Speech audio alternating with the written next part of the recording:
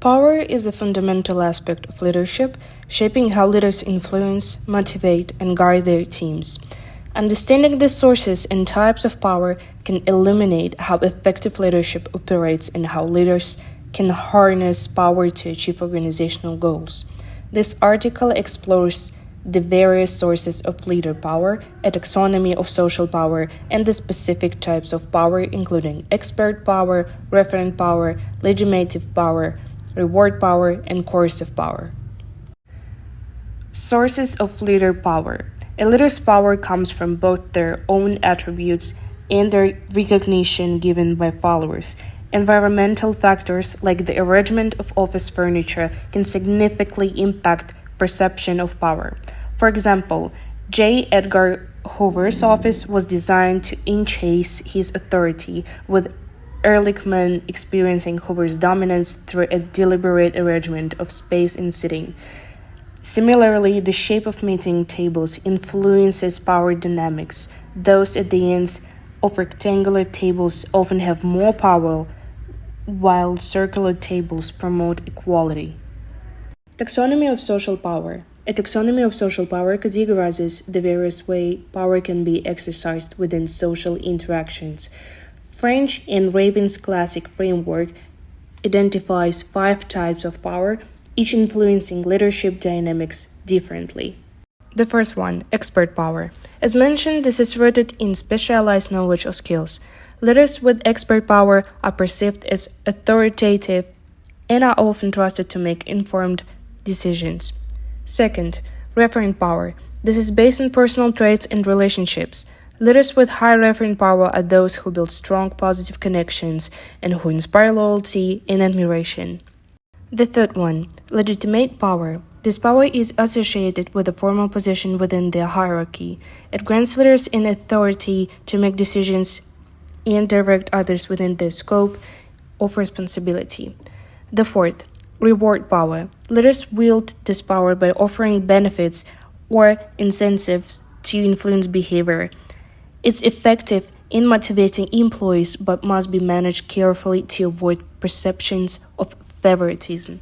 And the last one is coercive power. This involves the use of threats or punishment to influence compliance. While it can enforce rules and standards, it often risks creating fear or resentment if overused. French and Raven's power taxonomy. French and Raven's power taxonomy emphasizes that no single base of power is universally best for leaders. The effectiveness of a power base depends on the specific situation, such as whether a group is facing a crisis. Research generally suggests that leaders who primarily use different and expert power tend to have more motivated, satisfied, and better performing subordinates. And this is the four of it. The first one, effective leaders utilize all their power sources selectively, depending on their goals and the situation.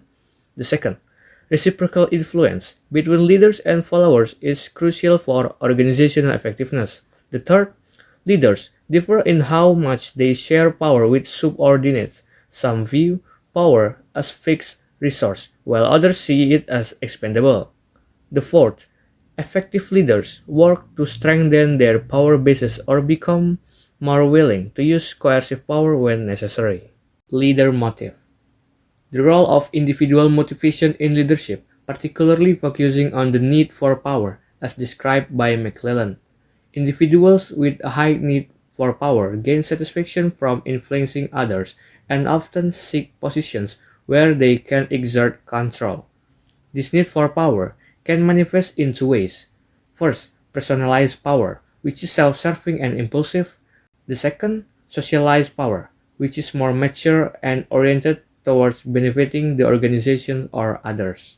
The sixth component of it, maintaining relationship with authority, seeking recognition, being assertive, influencing subordinates, maintaining psychological distance from followers, handling administrative tasks. So the next one is influence tactic. Influence tactics are the actual behaviors used by the agent to change the attitudes, opinions, or behavior of a target person. Kipnis and his associates accomplished much of the early work on the types of influence tactic one person used to influence another. So here is the types of influence tactic.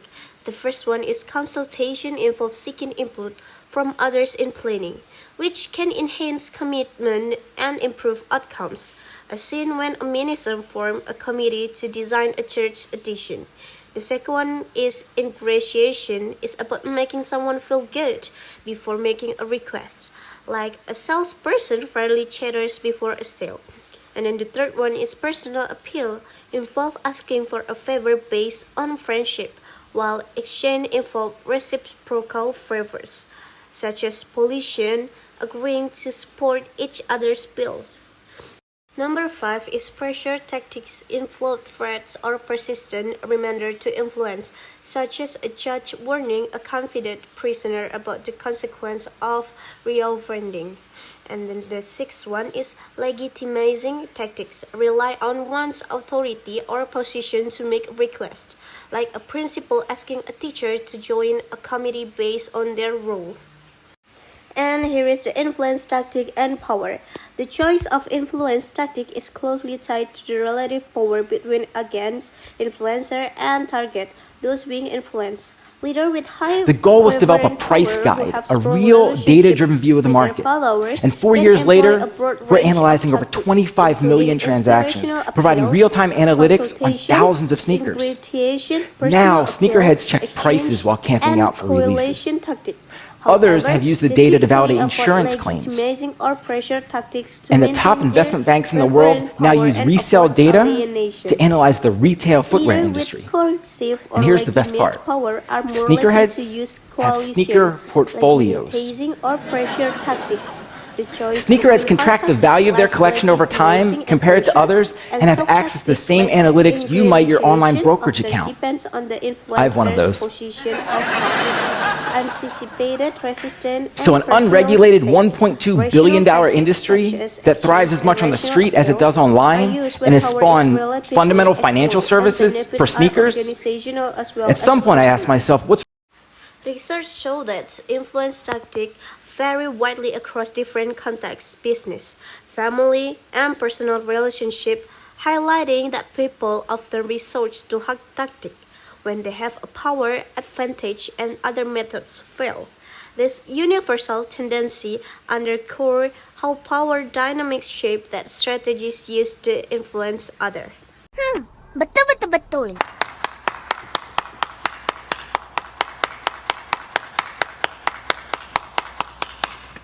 Our overall conclusion that power is the capacity to exert influence, while influence tactics are behavior used to change other attitudes and behavior. Leaders can enhance their effectiveness by understanding their basis of power and reflecting on their need for power and motivation to manage. Subordinates can also influence leaders and resist their attempt. Effective leadership involves enhancing personal contribution and avoiding in-group and out-group rivalries.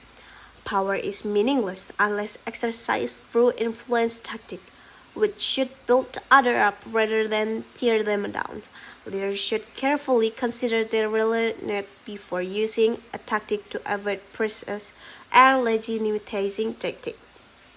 Mastery influence tactic that boosts followers' self-esteem and confidence is crucial for effective leadership.